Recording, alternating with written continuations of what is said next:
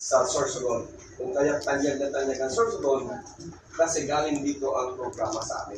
Bago naging governor, si Gov, bukoy mo, mayor muna siya. So mayroon kaming 14 flagship program. Bigyan ko lang kayo ng kapyaw. Yung may financial assistance kami sa PWD.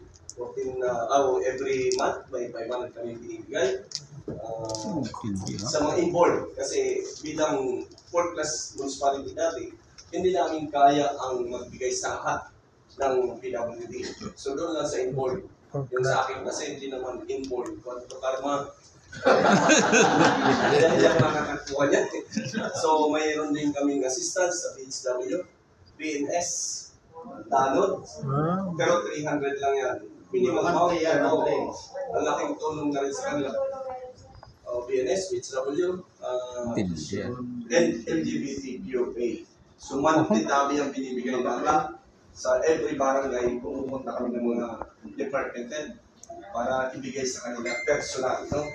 So dito sa amin kasi bilang mga department head, binigyan kami ng pangalan ng aming mayor bilang little mayor. Every department head, little mayor ang tawag sa amin. May kanya-kanya kaming barangay na nasasakupan. In case na may mga programa, siya ang tatakbo agad sa barangay na nasasakupan niya. Kaya pwede siya magkandidato bilang konsyado, maski mayor na siguro. Kasi lagi siya doon sa barangay. Ako, 2 barangay, si Talininoy, 2 din. So, hati-hati kami ng mga department head. Then, kalap ko yan, kumbaga, sikat na kami sa buong Sorsogon na binibigyang, sabi nga ni, rule na maging little mayor sa mga barangay. No? Then, dati, every department head, nagsasalitan kami bilang administrator. Kung nauna, after 2 months, papalit na naman ang administrator head. No? So, lahat ng department head, nakakaranas ng mga ganyan. Kinarog mo ka.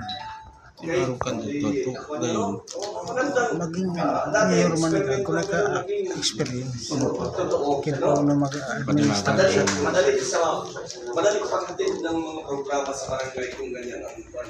Lalo kung magbibigay kami ng mga ayuda, ang bilis. Kasi sa iyo, 2 barangay, punta ka na doon. Sa akin, 2, akin. Samantalang Karaw laki mayor. So may mga libro kami dyan, yung may mga